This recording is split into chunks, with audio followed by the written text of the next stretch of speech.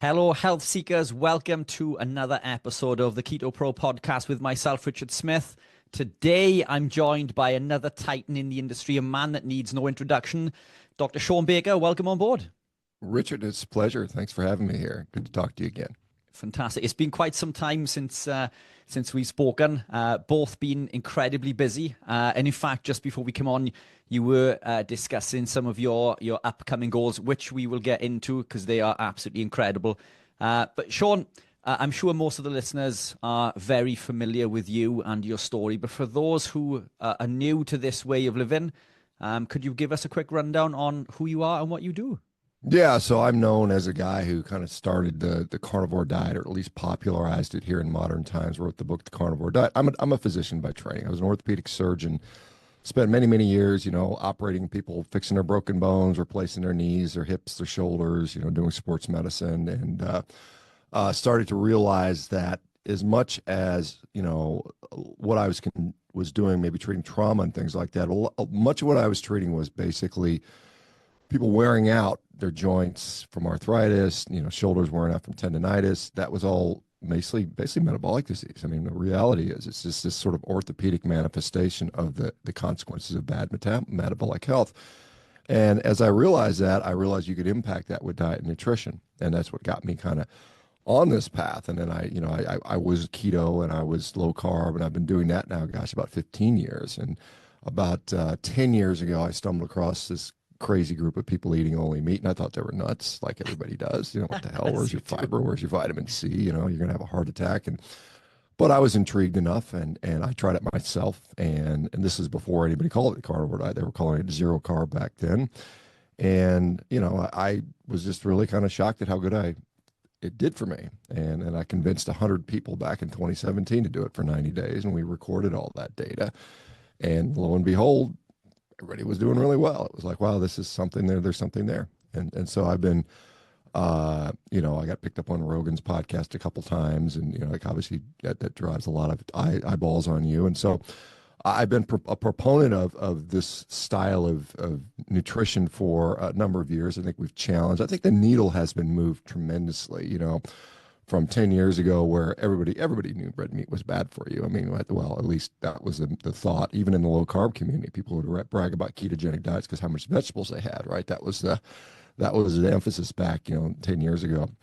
And now I think it's changed quite a bit. I think people are realizing that meat, particularly red meat, is not something that is killing us and not something to be feared. It's something we should embrace and eat more of, in my opinion. And so that's, like I said, I, as a physician, once I realized that the power that lifestyle, nutrition, all the things that go into that could do better than the traditional means that we have, I realized that it was not something that I could realistically do within the confines of the traditional medical system, because as an orthopedic surgeon, I'm seeing 50 patients a day. I got 5 minutes with a patient, and they don't encourage you to talk about lifestyle and nutrition. In fact, I remember talking with my hospital administration. I was the head of the orthopedic department at the time, and I said, I really want to do some of this lifestyle stuff, maybe just half a day a week, something like that. And they flat out said, no, we don't want you to do that.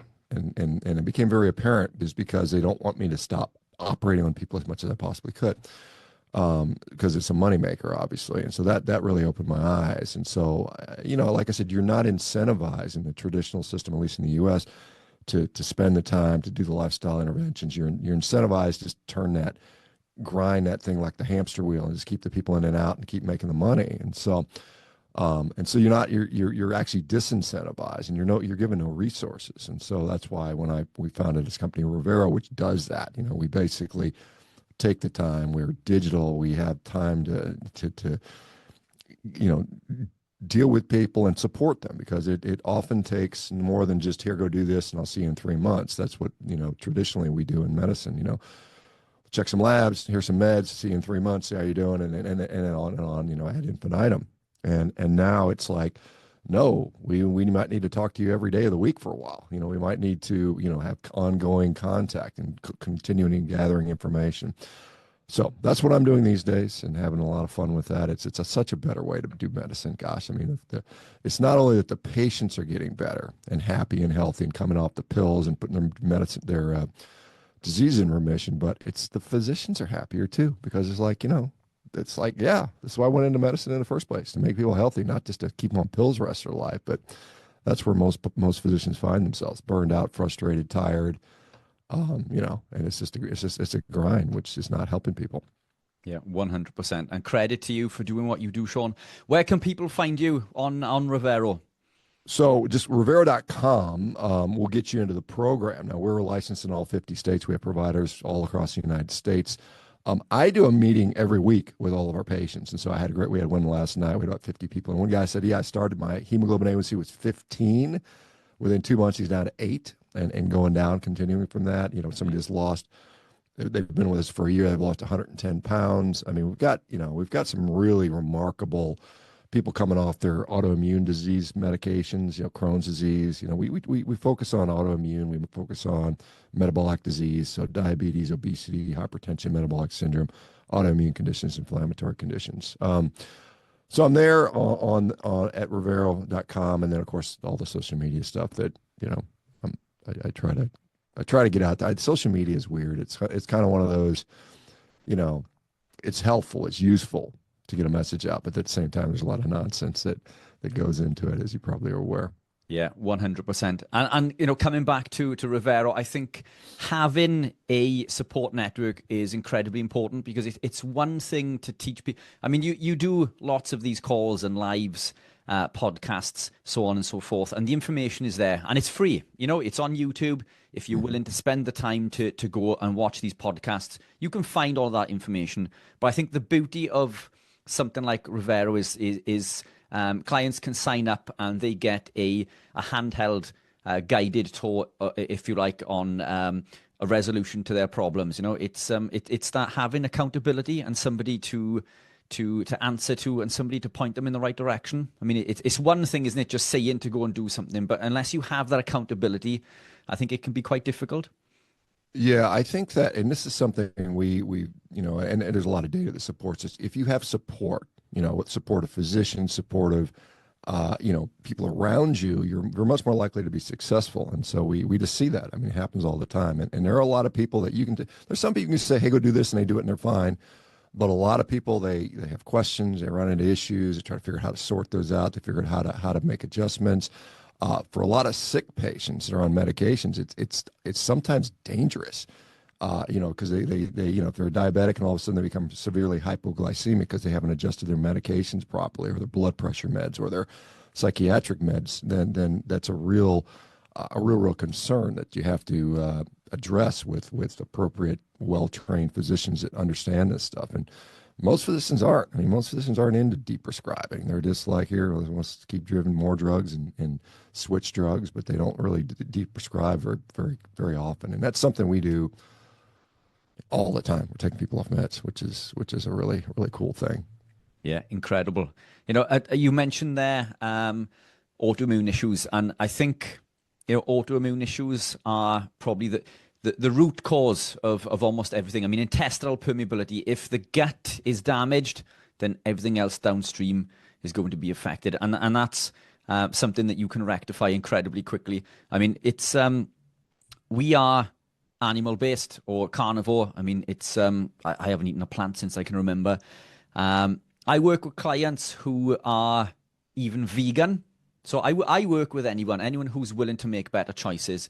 But I find that through a series of incremental changes that most end up becoming more animal-based and eventually carnivore. And in fact, lots of the carnivores that I work with now used to be vegan, and I think I don't know if you can attest to this also, but I think being carnivore is the same reason that somebody would become vegan. There's three reasons in my mind that somebody would gravitate towards becoming a vegan. One, they think it's healthy. So they think that it's healthier for themselves. They think it's healthier for the planet. And they also believe it to be less cruel or to animals, or no cruelty at all. But in fact, I mean, I don't know what research you have to come back with this, but I found the opposite, in fact, and I found that living a carnivore lifestyle, in fact, does all of these things, but correctly. You know, animal proteins, in my opinion, are the most nutrient-dense food on the planet. Supporting local regenerative farming is the healthiest and best way to support the planet. And less animals are ultimately killed being carnivore, which sounds incredibly crazy. But if we look at how much meat one cow can provide an average person, then the average person would survive on that meat for an entire year, one cow per year. I'm probably slightly more because I like to eat. I can imagine you being the same also. But are these things that you find as well? I mean, there's resistance, isn't there, from many people? As you say, we've got all of these other things. Red meat, causes cancer. Salt causes high blood pressure. What about your cholesterol? What about your saturated fats? So we've got all of these things going on, and then we're telling people to remove vegetables and fiber. So we're right up against it, But you firsthand see all of these changes. Is there anything there that resonates with you? Well, I mean, yeah, quite a few things. I mean, I think when we look at the fundamental reason why we eat, what is the purpose of nutrition? I mean, as a human being, I need essential proteins, I need amino acids, I need essential fats, I need a source of energy, which could be carbohydrates or fat. I need vitamins, minerals, and then arguably water, and that's it. And the most efficient way to get that is through animal source foods. This is going to be the most, as you mentioned, most bioavailable. I mean, a plant-based vegetarian vegan diet with a lot of fiber is kind of the opposite in many ways of nutrition. And I know people think that sounds crazy, but you think about like fiber, for instance. Fiber actually impedes the absorption of nutrition. I mean, there are studies that have shown, and they looked in people's feces and said, well, how much protein, fat, and carbohydrate is excreted, and wasted on a high fiber diet versus a low fiber diet, and it's at least double.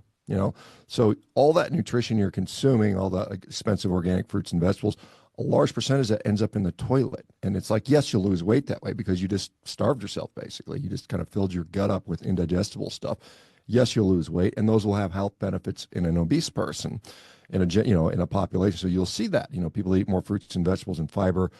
They tend not to be as obese, so they can have better health outcomes because of that. But it's not an optimal way to nourish yourself. And you see the same thing with carnivore. People lose weight not because they're pooping it all in the toilet, because they are becoming satiated appropriately because they're getting nutrition in there. And they tend to have greater muscle mass. They have greater just energy and performance. Now, some people will load up on sugar, and eat lots and lots of rapid-acting carbohydrates to make up for that energy deficit, but that has metabolic implications down the road, in my view. I think the concerns around, cholesterol, I mean, we're now starting to, thanks to guys like David Feldman, Nick Norowitz, Matt Budoff at UCLA, showing that the reason people's cholesterol goes up on a very low-carb diet is not because of saturated fat or anything like that. It's basically because of a shift in physiology, explained by the so-called lipid energy model, whereas they just traffic more fat to feed the cells because there's not a lot of glucose or glycogen in the liver. And so now the liver is going to utilize our own body fat and then turn that over and package it up, repackage it up, and send it out. And that, according to the most recent studies that have actually looked at this, lean, healthy people on a low-carb diet, it doesn't seem to increase that risk for cardiovascular disease as would be expected in the general population. So we have to look at, we can't use population data to inform us about someone who's not eating the population diet. I mean, we're eating a very different diet, and I think there's different metabolic and physiologic consequences and different lab values that are relevant. So yeah, I mean, I think there's, the whole cancer thing. I mean, that's basically nonsense. I mean, you've seen the World Health Organization 2015 in Lyon, France, IARC made this, red meat is a class 2 carcinogen based upon very, very shoddy evidence. I mean, epidemiologic studies, 800, they threw out like 790 of them and used 10 that supported their conclusion, a couple of rat studies, and all of a sudden red meat is causative for cancer, it's been refuted. I mean, there's been a number of studies now that have come out since then. I mean, 2019 Nutrex Association showed that there's no increased data. I mean, the data that suggests that is incredibly weak. They said it's just weak science. And Washington University in 2022, same thing. All this data is just shoddy science. And I think that's what we're seeing, because in the real world, if we look at what drives risk for cancer, obesity does, chronic inflammation does, certainly inflammatory bowel disease. And what happens when people, and that would be Crohn's disease and also colitis. So what happens when people, they go carnivore to their inflammatory bowel disease? It literally goes away, you know? And that probably, you know, it confers, like IBD confers something like a 2,000% increase in cancer risk, right?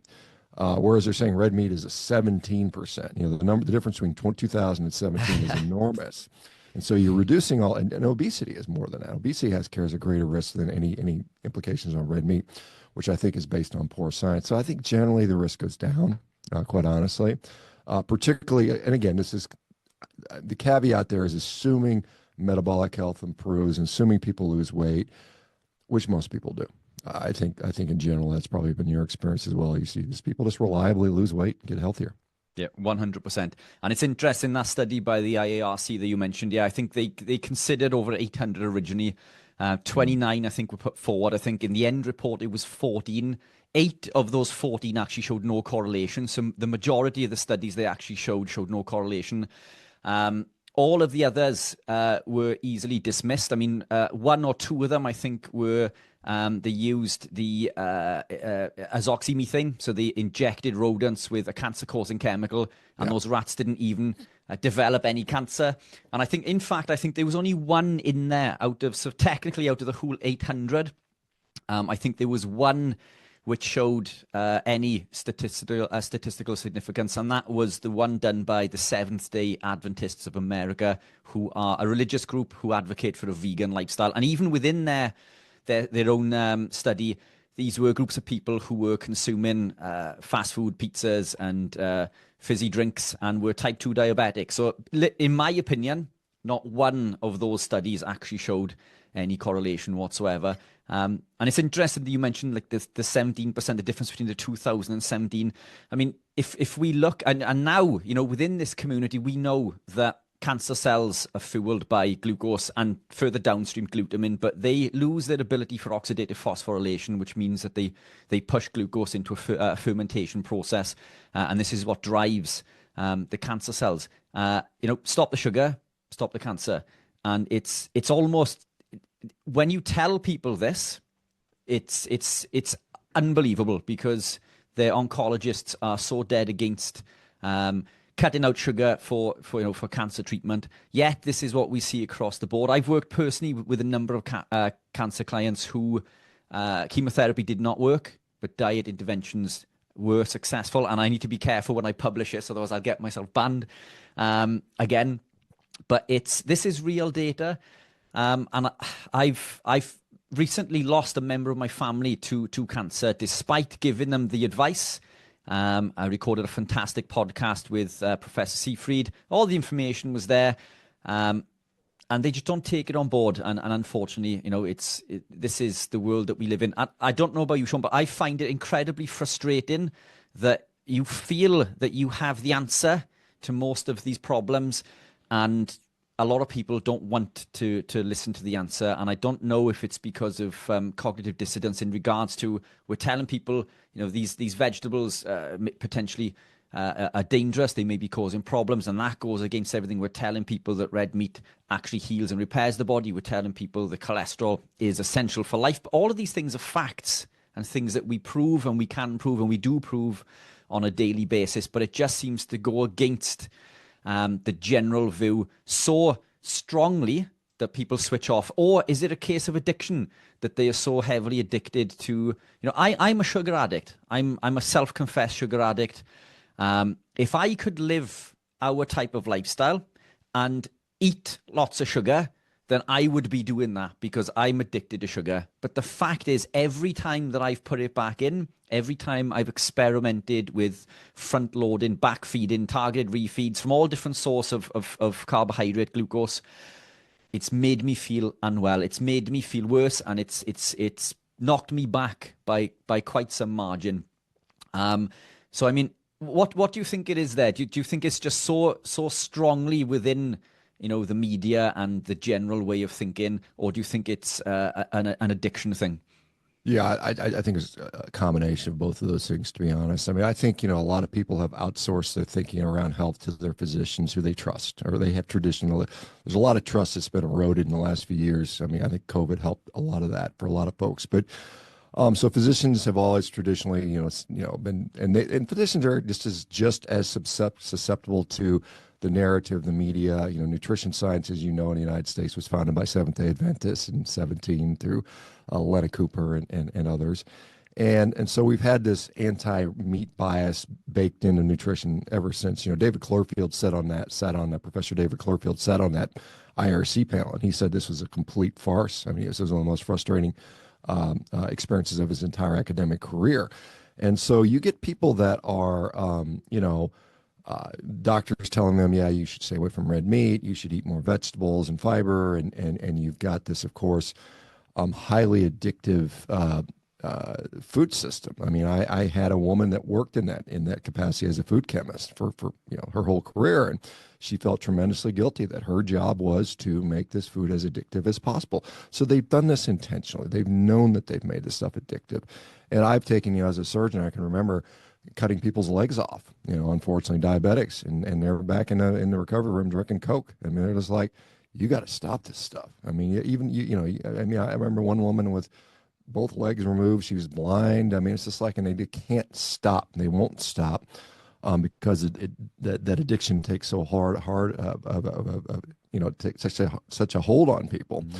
And it's just, I mean, some people, they get to a point where they become so sick and debilitated that the only pleasure they get out of life is what they put in their mouth.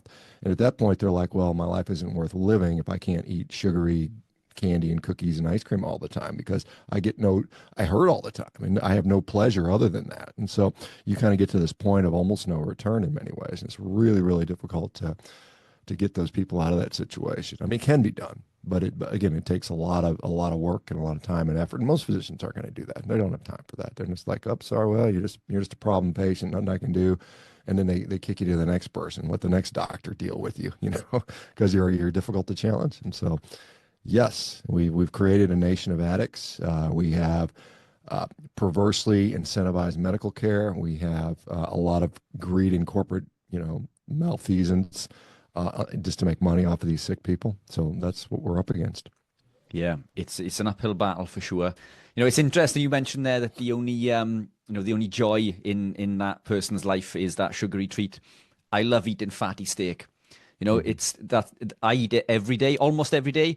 I'll be honest, I've gravitated recently more towards lamb. A little bit easier for me to get UK side, but lamb I believe to be more nutrient dense. Vitamin B profile, amino acid profile, 10 times higher in omega-3s. But beef is fantastic. So I tend to do a split between beef and lamb, and lamb is always I think they're both incredible. I think I agree with you. Lamb is incredible. It's incredible, particularly if prepared well. And I've had some wonderful lamb. Some of the best meat in my life has been lamb. I mean, quite honestly. In the U.S., unlike the U.K., lamb is kind of a second tier meat. It's hard to come by. I mean, you can get it, but it's not as common. It tends to be disproportionately priced higher than beef. Beef is plentiful and cheap in the U.S. relative to the UK and the rest of Europe. So lamb is a great option. I think if you like lamb, it's just as nutritious. If you, as you mentioned, in many ways more so with regard to certain nutrients for sure. Lamb's great.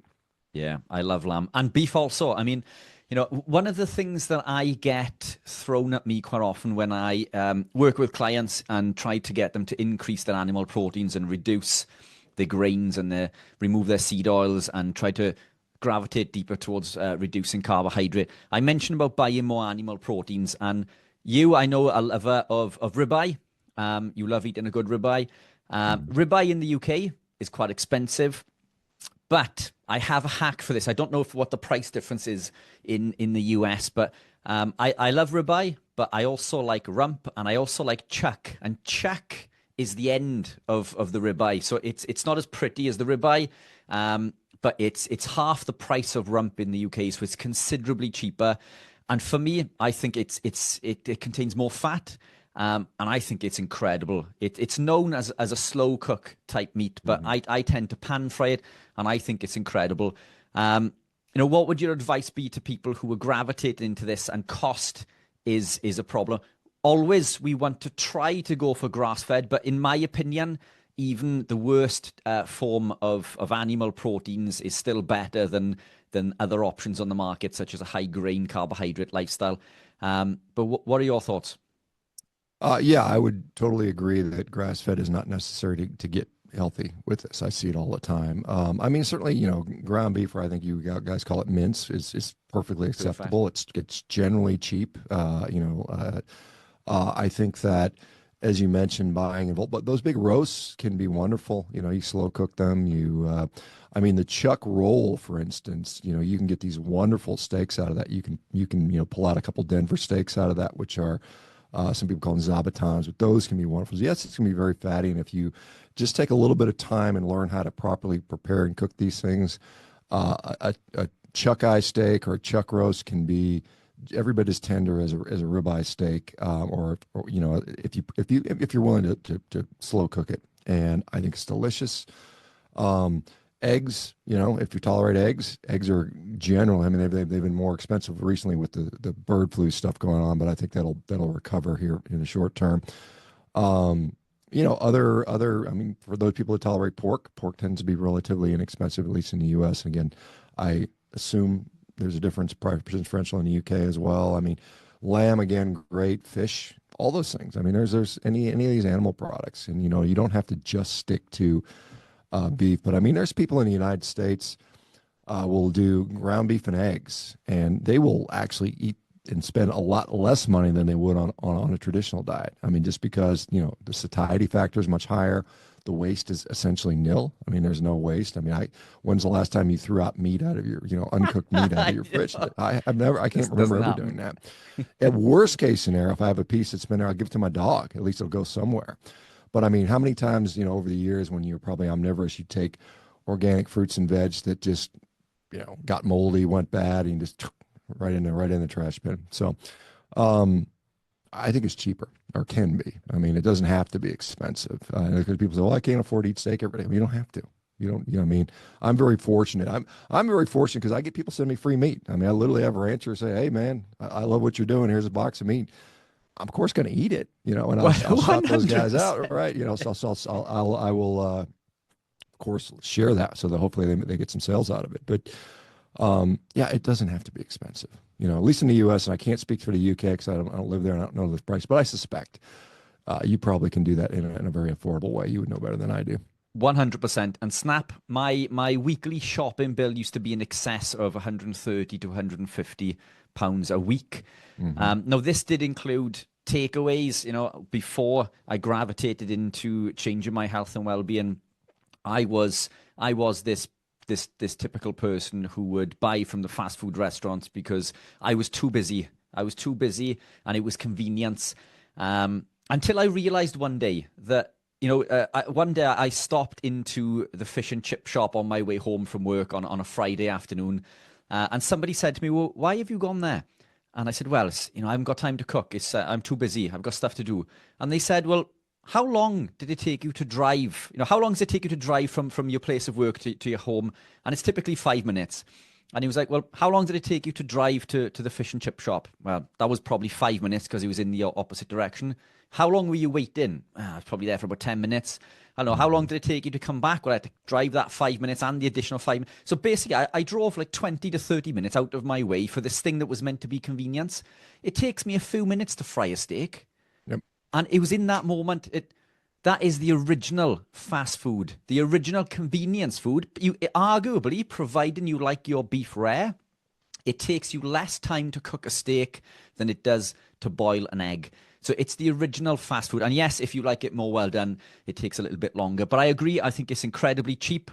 I buy in bulk. So I go to my local butcher who owns a farm. So my meat comes within a 5-mile radius. It's all grass-fed, grass-finished, antibiotic-free. I buy in bulk. So I tend to spend 50 to 60 pounds in the UK. I come away with a bag or two full of different cuts of meat. I do like organ meats also. So I do put some organ meats in now and again. Not too much, but I do believe that some can be highly nutrient dense. Well, they are highly nutrient dense, but there is an argument against overconsumption. Maybe we can get into this. Heart, I love. Fantastic source of coenzyme Q10, nice and fatty, but super cheap. Mince or ground beef, as you say, super cheap. So my weekly shopping bill now has gone from 120 to 150 pounds a week down to between 40 to 60. And even if you factor in one takeaway or one trip to Domino's or whatever your go-to is, these places are expensive. They are 30 to 40 pounds in the UK just for me, just to go to have one meal. You may have a little leftover, which will carry you on to the next morning or whatever. But that one takeaway now will supply me with all of the animal proteins that I need to last me an entire week. So it doesn't have to be expensive. I think the key to this, as you say, you can gravitate to the cheaper cuts.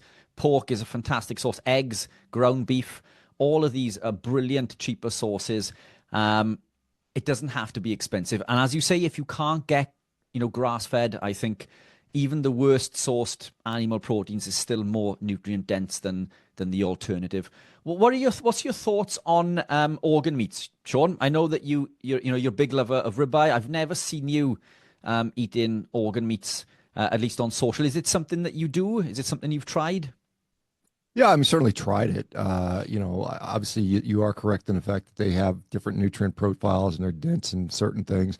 I personally don't enjoy them. I mean, and I'm not going to eat something I don't like. I mean, that's very simple. I mean, I don't think you can be successful in a diet eating stuff you don't like over the long term. I mean, last time I was in the UK, I bet with David Unwin, he took me, he was wonderful. Took me up to the Lake Country, walked around, hiked around. He cooked me up some lamb's liver, which was quite nice. I enjoyed that. I mean, it wasn't bad.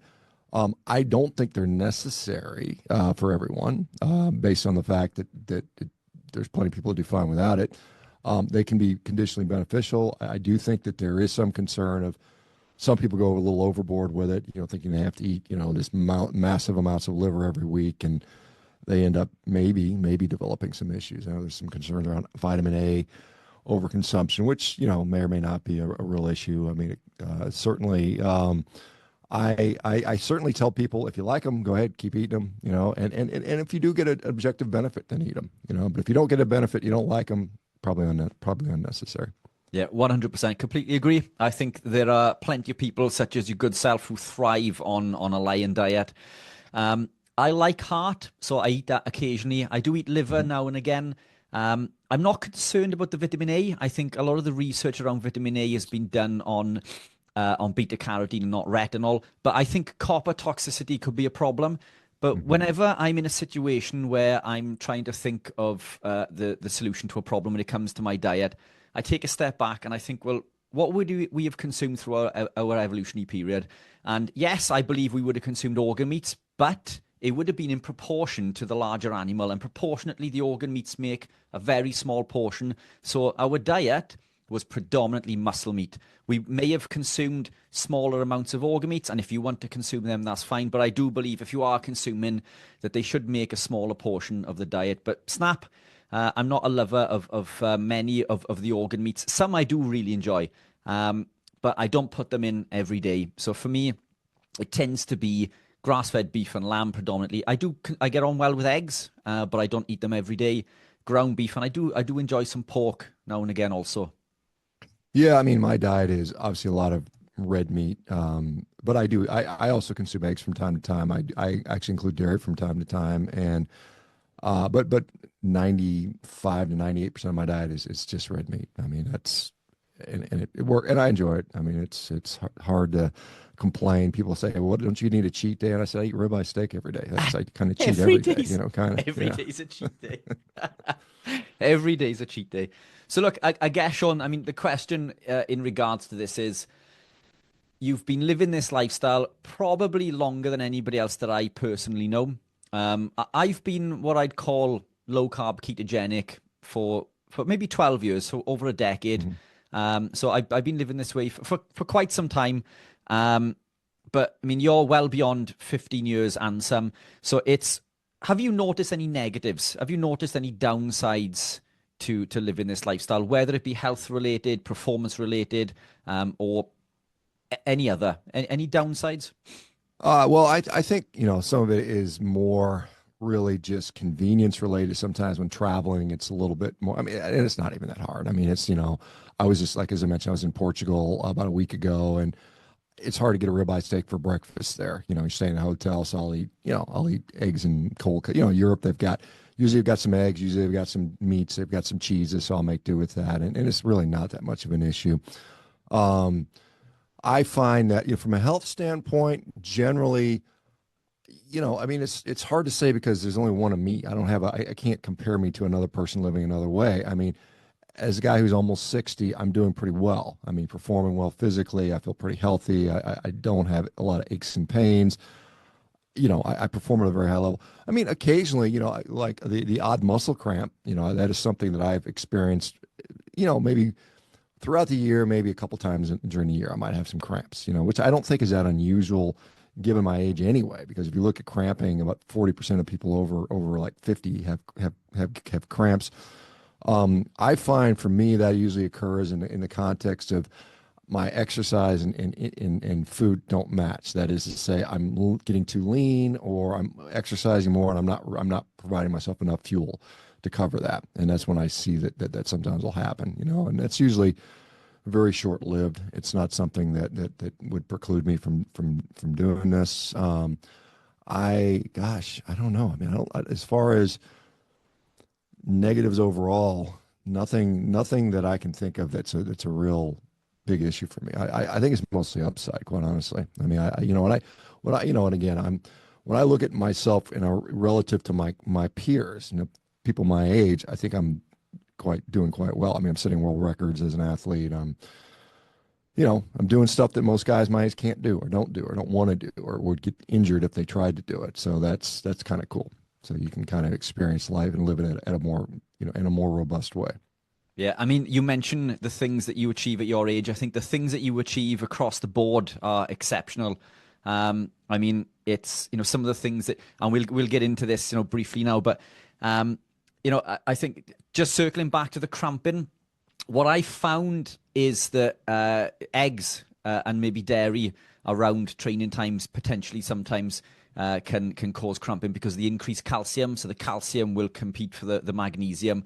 And calcium and magnesium need to be in a muscle at a roughly equal ratio. So unless the ratio is put back into balance.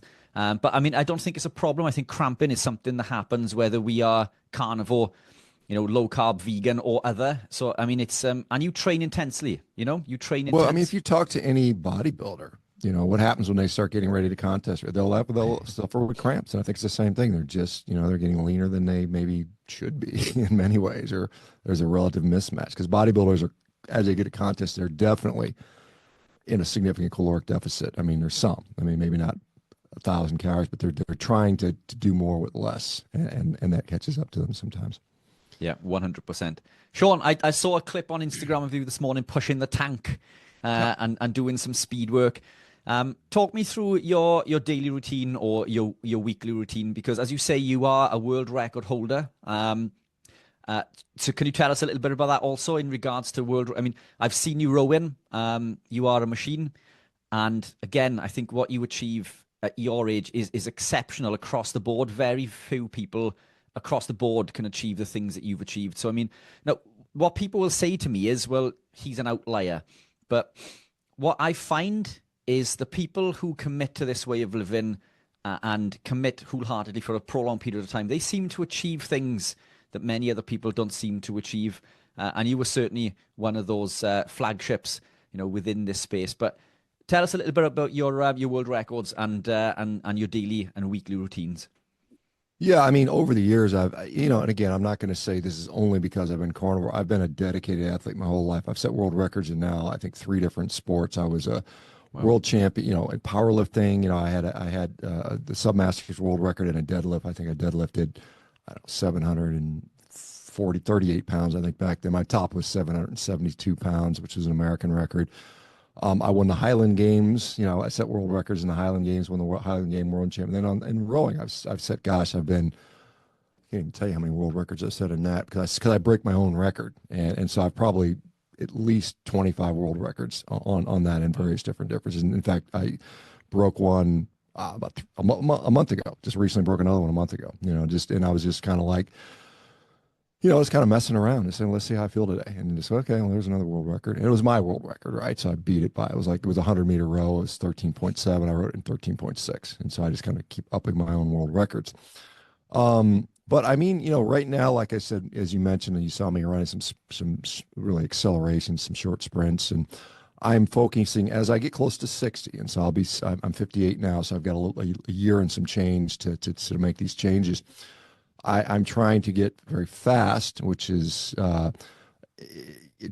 there's a whole lot of science that goes into that and doing it the right way and not getting injured, because that sprinting at a top velocity, extremely stressful on the body. I mean, you see, you experience 10 times body weight forces through your hamstrings and hip flexors, at top velocity. And so a lot of my training right now is based on a lot of plyometric stuff, a lot of sprinting, a lot of accelerating, a lot of, I'm actually doing a lot of isometrics lately, which is something I hadn't really done a lot of over the years. And I'm finding some really valuable benefits from that, particularly with regard to tendon health. I'm doing these sort of overcoming isometrics where you can, in my garage, I built this little platform to help me do this. And so you do like a belt squat, where you're not moving anything. I'm pushing against a strain gauge, and it just records how much force you're putting into there. So I'm able to put in, I think the last time I did was 5,600 newtons, which is around 1,200 pounds or 550 kgs, of force is developing. So your muscles are maximally contracting as hard as they possibly can, even though you're not moving anywhere. But it looks like, well, what is he doing? Well, it's like and then that has a huge nervous system, particularly because it teaches you to really recruit all those muscles. So then when you go back and then you do a jump after that, you're already primed to really fire everything. So it's gonna lead to a performance benefit. And then you do the other type of isometrics, where we call them yielding isometrics, where you just hold a weight. I was on a leg extension yesterday, holding, I think, 55 pounds with one leg, and just holding it at a semi extended position for 90 seconds. And your leg starts shaking, and it's just like everything is feeling that experience. And so that's what I'm doing recently. I mean, rowing, I every once in a while I feel like I'm going to row for a couple of weeks and see if I can break some records, because I just maintain that capacity. The interesting thing about carnivore is, even though I don't train something like on a regular basis, I'm still pretty good at it. I just kind of maintain it. And so it takes very little to bring that. Like, I stay at like 95% ready just from all the other stuff I do and just from eating. And it's just, a little bit of training, a couple of weeks, just to kind of dial in those fine points at the end. And so when I turned 60, like I said, some goals: dunk a basketball, which there's not a lot of 60-year-olds that can dunk. There's a few. There's a couple ex-NBA, like Jordan did it. I think Dr. J did it. A few other guys have done it, but there's not very many guys that can dunk at 60 years of age. So that will be pretty remarkable, particularly at my weight. Most of those guys are, sub 200 pounds, and right now I'm 250. So that requires a tremendous amount of strength and capacity.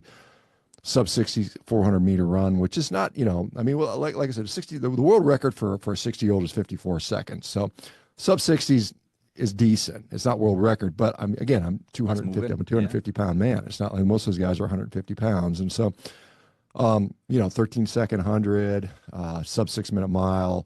Do a backflip, just because I think that's cool. I think it'd be something cool to do at 60. I did one when I was 50. So I did one. I've done all of these things, all these goals I've done before. Of course, when I turn 60, is going to be a much more age group rowing world record. So at 60, I like break some more rowing world records, dunk a basketball, do a backflip, run a sub 1300 meters and sub 60-second 400 meters, sub 6-minute mile. I might jump back on a Highland Games circuit and just do a contest and see if I can break a couple of their world records. Because I look at the 60, I kind of keep my eye on things. I say, and you throw a lighter weight. I'm like, I think I can do that with minimal training. So it would be cool to have all those things as a 60-year-old. Oh, and deadlift 600 pounds at the same time, which is kind of I'm not going to do them all in the same day, but within the same year, doing all those things would be a remarkable achievement for anybody. And to do it as a carnivore would put out a pretty big statement saying, look, you can criticize it all you want and say you can't perform. Because I hear people, you can't perform at high intensity on carnivore. I'm like, that's nonsense. It's complete nonsense. And you've probably met people that have done ultra marathons and triathlons and all these things at a fairly high level without carbohydrates. So I think it's something that we're discovering is not necessarily necessary. Yeah, 100%. It's I work today before we came on. I mentioned that I've been training this morning. I've been doing some running, so I've come away from the bodybuilding. As you can see, I'm a little bit smaller, and I've concentrated on running and cycling recently because I wanted to prove that you could do these things at sustained power for prolonged periods of time.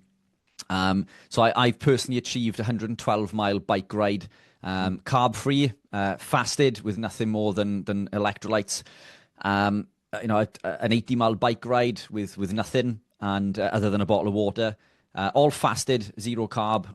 There was a ride that I cycled, a 30-mile cycle with 250-watt average over quite hilly elevation. I know. But one of the athletes that I work with, the guy that I was training today, Mikey, he came to me as a vegan, very, very good athlete. Now carnivore, predominantly carnivore. And he recently, he won the European Championship in his category as an amateur. So he's number one in Europe as an amateur Ironman athlete. And he was invited to Kona World Championships. And he achieved a time of just over 9 hours and took the Welsh record. So he's the fastest Welshman ever to complete Kona. And we think he could have gone close to 8.5 hours, but not used to training in that heat. He needed to slow down on the run, but I mean, a 9-hour Ironman is absolutely incredible. And another athlete I work with, Sandy, who, an age grouper, he's in his late 50s and he's achieved just over a 10-hour, no, I think it was 10-hour 40 actually, Ironman, and a sub 5 hour 70.3, completely zero carb. So these are things which are incredible and things that we're told are impossible. Power wise, I did a presentation today as a rebuttal to somebody's recent post regarding low carb or very low carb ketogenic lifestyles being damaging long term. And one of the slides that I referenced was a bench press that I did when I was 76 kilograms, which was 165 kg. Multiply that by 2.2 for the pounds. My deadlift was 230 kg and my squat was 190. So over 500 pounds for a deadlift at 76 kilograms, which is ridiculously light. Solid, yeah, definitely, yeah. I can't do that now, for full disclosure. I haven't done any resistance training for quite some time. I will come back into this. I will gravitate back in because I'm going to gravitate in towards high rocks training. But I was complete carnivore at that point, zero carb, no power issues whatsoever.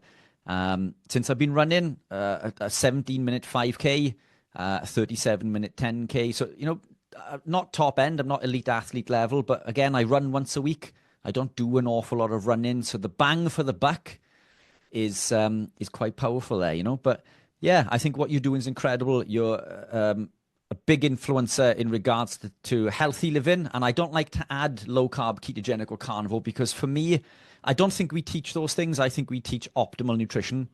And that's the word or the wording that I'm using moving forward. I very rarely use keto, low carb, carnivore lifestyles. It's optimal living, healthy living, consuming an ancestral appropriate lifestyle. And I genuinely believe that, at least for me and the people I work with and yourself, this is the way forward.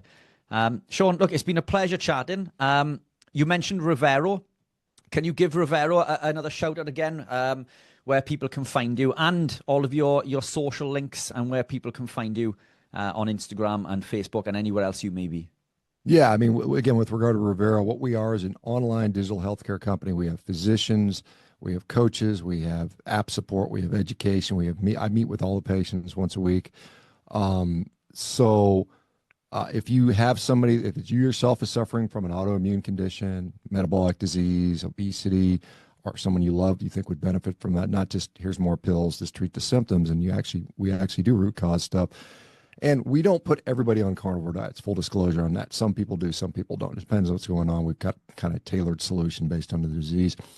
All 50 states in the U.S. Unfortunately, we're not overseas yet. Maybe down the road we'll get there, but for right now, it's U.S. based. My social media, so that's Revero.com, and that's Revero, so Revero.com.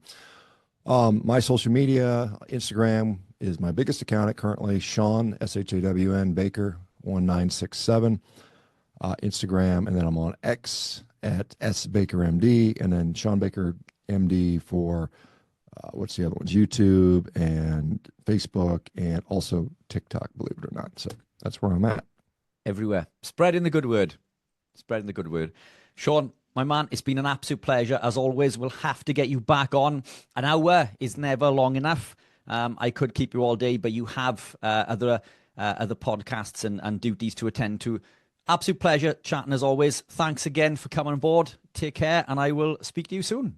All right, Richard. Likewise. Thanks so much. And good luck with all the endeavors you got going on as well. Keep up the good work. Appreciate that, my man. Thank you.